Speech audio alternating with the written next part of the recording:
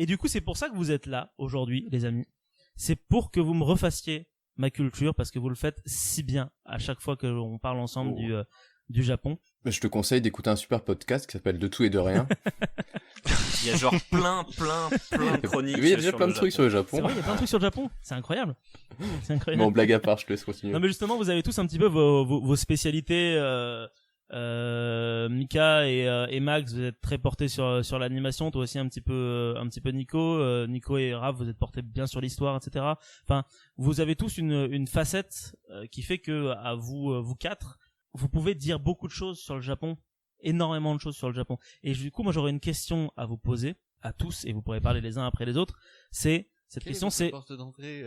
non, mais c'est pas quelle est votre porte d'entrée. Elle y est, cette question dans l'ensemble. Mais c'est quoi pour vous le Japon? Pourquoi le Japon? Pourquoi pas le Canada ou les îles Fidji? Ou pourquoi le Japon en fait?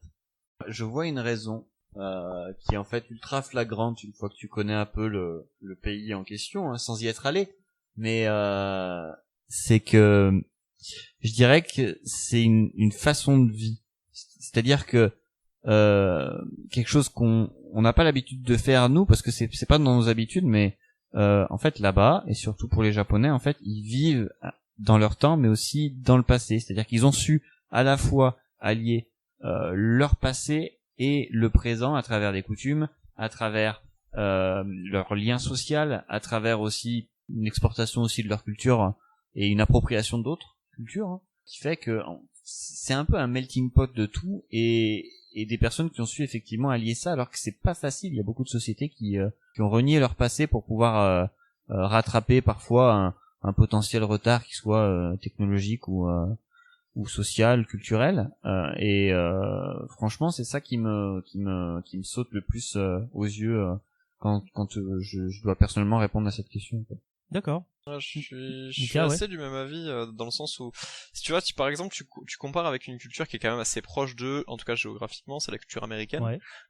où les Américains ont quand même très tendance à poser leurs gros sabots sur la culture des autres et en fait à essayer d'imposer la leur sans vraiment chercher à essayer de la comprendre, ce que ne font pas les Japonais, et surtout ne fait pas la culture japonaise, dans le sens où ils arrivent à se préserver et à garder une part de ce qui fait que ce sont des Japonais et qu'on peut les reconnaître en tant que tels. Et c'est vrai que c'est assez comment dire, c'est assez frais au final, parce que quand tu vois dans le monde dans lequel on vit, qui va toujours de plus en plus vite et où tout est de plus en plus normalisé, ils arrivent quand même à garder leurs préceptes, en fait leur respect, ce qui fait qu'ils sont eux. Alors bien entendu ils s'adaptent, hein, et eux aussi la mondialisation les touche, bien entendu, mais quand même ils arrivent à garder ce côté très traditionnaliste, très traditionnel, que certaines cultures ont pas forcément perdu, mais juste essaient d'abandonner au profit de la modernité. Et je trouve que ça c'est très rafraîchissant en tant qu'occidental qui voit sa culture de plus en plus normalisée, du coup de trouver une culture assez quand même traditionnelle, dans le bon et aussi le mauvais sens du terme, hein, parce que c'est vrai que tradition c'est bien, mais pas que. Du coup c'est intéressant, tu vois, de pouvoir comparer ces deux cultures côte à côte, et je pense qu'on a beaucoup à apprendre des deux cultures en fait, et c'est bien de pouvoir mettre en parallèle ça. D'accord. Max, Nico, vous êtes d'accord avec cette idée-là? Alors oui. Alors pardon. Vas-y, je te laisse. Vas-y, Max. Bah, faudra bien qu'on y aille à un moment ou à un autre, dans tous les cas. Mais c'est vrai que le Japon, il y a un côté beaucoup sur l'exotisme, sur la différence avec nous, les histoires qu'on a l'habitude de voir et les cultures qu'on a l'habitude de côtoyer.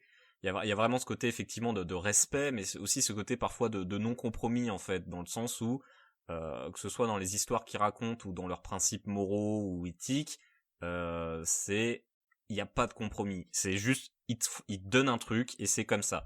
Effectivement, la notion de respect de leur passé et autres, c'est quelque chose d'important dans leur culture.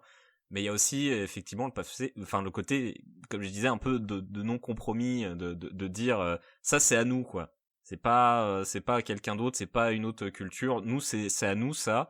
Donc soit tu l'aimes, soit tu te barres quoi. C'est Sarkozy quoi.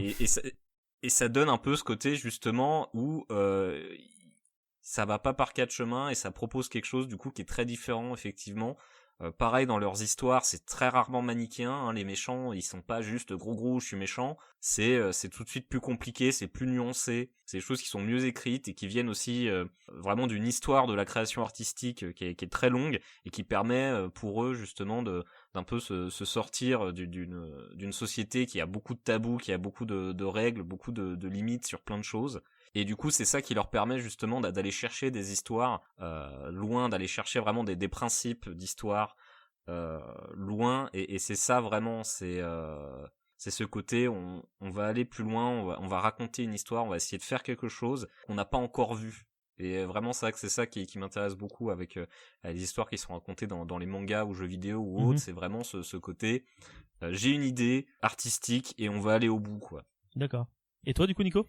Alors moi, comment je suis rentré un petit peu dans tout ça, j'ai l'impression que ça fait un peu secte, mais c'est vrai que ça s'est fait tout en douceur. Genre, j'ai découvert assez tard, je pense tout ce qui est manga, animé. Enfin, j'ai découvert ça, je pense, j'étais déjà au lycée. Et c'est déjà un peu une première pierre, tu vois, à l'édifice. Genre, c'est un truc qui se rajoute. Et puis t'as toujours cette image fantasmée des samouraïs, ce genre de choses. Tu sais que c'est un peu exotique, mais en même temps c'est proche parce que le Japon c'est quand même une puissance, une des puissances mondiales, qui a une puissance économique, culturelle, etc. Et c'est vrai que comparé aux autres puissances, les puissances occidentales, il y a un vrai soft power qui est très particulier avec le Japon. C'est les seuls qui exportent des mangas dans le monde entier depuis super longtemps. Donc t'as vraiment un côté vraiment à part. Ouais, je rejoins un petit peu ce que disaient Max et Mika de ce côté-là. Et c'est vrai qu'il y a un côté vraiment fascinant. Et du coup, moi, pour ma part, j'ai eu envie d'en savoir plus, en lisant de plus en plus de mangas, en regardant de plus en plus d'animés, mais aussi en m'enseignant du point de vue beaucoup plus culturel, et pourquoi le Japon était comme ça, quelle est son histoire, son passé, etc. Et je pense que c'est ça, c'est petit à petit, et au bout d'un moment, tu te rends plus compte, t'es dedans, et voilà. Vous voulez rebondir les autres dessus ou Moi, je suis d'accord. Ce qui en fait explique aussi en grande partie ce que disent Max, Mika et Nico, c'est qu'en fait le caractère vraiment insulaire du Japon a protégé quand même l'histoire et la façon aussi de transmettre les choses pendant de très nombreuses années, et donc du coup forcément ça permet aussi un développement culturel plus long à long terme en tout cas. C'est vrai que du coup, comme ils ont une culture qui est restée la même, du coup ils ont une culture qui est vachement forte et surtout vachement différente de celle qu'on a. Parce qu'effectivement, ils ont pas du tout été touchés par les mêmes choses, comme pouvaient l'être plein d'autres cultures de par le monde via la mondialisation, via la colonisation et via plein d'autres choses. Eux, c'est vrai qu'ils sont restés dans leur coin pendant très très long moment, ce qui fait qu'ils sont vraiment, c'est un statut particulier. Puis le côté insulaire renforce les cultures locales. Le fait aussi que le Japon soit parmi les grandes puissances depuis aussi, quand même, si on compare par exemple aux États-Unis, ils sont depuis presque aussi longtemps au rang un peu des grandes puissances mondiales. Enfin, quand je repense par exemple au début du XXe siècle ou à la fin du XIXe, ils ont su très rapidement s'industrialiser et se moderniser, et du coup ils ont suivi cette mouvance même après la Seconde Guerre mondiale lors de la reconstruction. Bah écoutez, c'est hyper complet, hein. Je m'attendais à ce genre de choses. C'est marrant parce que vous avez répondu à une question que je voulais vous poser après. Donc on peut embrayer là-dessus, parce qu'à un moment donné je voulais vous poser la question de l'idée du Japon qui est entre modernité et tradition, mais vous avez déjà commencé un petit peu. Cette phrase elle m'emmerde. Ouais, je l'ai choisi pour toi, Maxime, en fait. C'est un peu cliché. Non mais ça a beau être vrai, c'est chiant quoi, trouver autre chose, je sais pas. Bah allez-y, trouvez du coup alors. En vrai, c'est vrai que c'est dur de trouver une alternative. On va parler de clivage. Ah, clivage, du coup, un clivage. Ouais, c'est à la limite, c'est deux types de sociétés qui sont très clivantes, parce que nécessairement quand tu même quand nous on regarde, quand on travaille, etc., on voit très bien que le geste d'aujourd'hui il sera forcément beaucoup plus rapide, beaucoup plus perfectionné, beaucoup plus sûr que le geste d'hier, mais les deux peuvent très bien s'allier, hein, dans beaucoup de thématiques. Tu regardes surtout ce qui intéresse beaucoup les gens et pourquoi ils vont au Japon, c'est surtout pour le tourisme.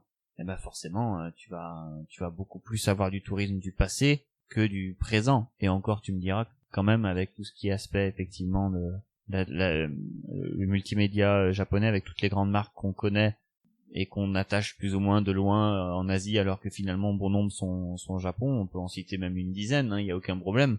Les marques de multimédia au Japon, il y en a énormément. Moi, je trouve que c'est intéressant de se dire que c'est plus une force, et en fait, ils ont su jouer avec leur monde. Comment est-ce que effectivement ils pouvaient rentrer dans la mondialisation, et puis quand tu regardes ce qu'ils ont fait, c'est quand même quelque chose d'assez impressionnant, parce que tu peux pas compter énormément le nombre de cultures, de pays qui ont su s'imposer partout dans le monde. Ouais. Il y a une spécificité dans les pays qui ont su s'imposer. On peut parler de la France comme on peut parler du pays de la culture ou de la romance. Enfin, j'extrapole, hein. Mais Ouais. du côté du Japon, moi ce que je retiens surtout, c'est de l'art qui est visuel. C'est D'accord. tout ce qui est Tout ce qui est bah c'est ce qu'il y a avant les mangas, il y avait beaucoup de choses, hein. Il y avait les ukiyo-e comme on dit, les estampes, il y a eu beaucoup de choses qui ont été faites Est-ce avant. que c'est pas tout ce qui a été importé, parce que si je dis pas de bêtises, au 19e siècle, t'as le mouvement de japonisation en France. Le japonisme. Le japonisme, c'est ça, pardon. Merci, Le merci japonisme. Nico. Au final, c'est ce que nous en Occident on chope, mais ils ont plein de choses aussi. Les Japonais, ils ont de la musique, ils ont des religions, etc. Tout ça, ça s'exporte pas. C'est vraiment que leur art visuel qui s'exporte. Après Et quand pourquoi du coup? quand tu dis le japonisme, Mais- c'était pas uniquement le Japon. C'est ce qui caractérisait tout ce qui revenait Tout ça, c'est de toute l'Asie. Oui. Le japonais, c'était un Non. grand bain, c'était pas. Non, t'as Ah. les chinoiseries qui datent d'avant, Ouais. mais vraiment, je crois que c'est fin 19e, début 20e, t'as vraiment la période Ouais, c'est japonisme, ça. Ouais. où t'as des artistes qui, en fait, Qui t'as s'inspirent. une grande collaboration culturelle, enfin, peut-être pas une collaboration, mais une influence culturelle entre des artistes français qui vont au Japon et qui ramènent des techniques qui s'inspirent du Japon. Du coup, à Paris, on vit un peu japonais. Enfin, il y a vraiment un lien fort culturel entre la France et le Japon, surtout au début du 20e. Et c'est dingue de se dire que ce lien, on l'a pas perdu. quoi. Ce qui est d'ailleurs marrant, c'est que à l'époque, l'une des grosses exportations artistiques entre guillemets du Japon, c'était des estampes, images et dessins érotiques ou pornographiques. C'est vrai? Ouais, tout à fait, c'est clair. Putain, sérieux? Voilà. Et sachant que ça a été vraiment une énorme exportation, et finalement les plus gros consommateurs, c'était pas les Japonais, c'était C'était les Européens. les Occidentaux. dont des femmes qui étaient représentées comme se débattant avec des dieux, et des dieux qui avaient des tentacules, d'où un certain esprit qui a pu être réinterprété. C'est vraiment Est-ce que- vrai ça, ou c'est du troll du coup? Non, Ah, c'est vrai? C'est Tout vrai, à fait c'est vrai. D'accord. Sachant que chose intéressante, Okusai, vous savez, on connaît tous cette fameuse vague, la vaguelette, tout ça. Bah ouais, non, c'était un petit coquin, hein. C'était Ouais. aussi un des grands lanceurs justement de cette mouvance d'estampes, dessins érotico, pornographico, zoophilo, dégueulassos. Ce qu'a donné les hentai en fait de nos jours, quoi, en fait, au final. Ah oui, ça fait totalement partie de cette période. Ouais. D'accord. D'ailleurs, je rebondis sur une chose, si vous aimez bien voir effectivement les différentes estampes, etc. Il y a eu une grosse récolte, un gros rassemblement d'estampes du voyage de, je me rappelle plus du nom de ce Suisse au Japon en 1865. Si tu tapes 1865 Suisse voyage Japon, tu trouveras forcément le nom du mec. Mais ça a été rassemblé sous une exposition du musée d'ethnographie de Neuchâtel qui s'appelle Imagine Japan, et c'est des très belles estampes qui ont été rassemblées, autant de samouraïs que de scènes de la vie quotidienne, ou même de scènes de cirque aussi japonais. Classe. Merci pour l'information. C'est stylé. Raph. Mm. Eh ben, merci messieurs du coup pour vos réponses. Si vous souhaitez également participer à notre petite causerie, rien ne vous empêche de le faire dans les commentaires de cette vidéo, tout en restant bien évidemment courtois les uns avec les autres. Et si vous souhaitez découvrir d'autres sujets, il ne vous reste plus qu'à vagabonder un petit peu partout sur cette chaîne, parce qu'on y parle un petit peu de tout et surtout un petit peu de rien. N'hésitez pas non plus à vous abonner à la chaîne, à mettre un petit pouce bleu et à nous suivre sur les différents réseaux sociaux. Merci à vous et à très bientôt.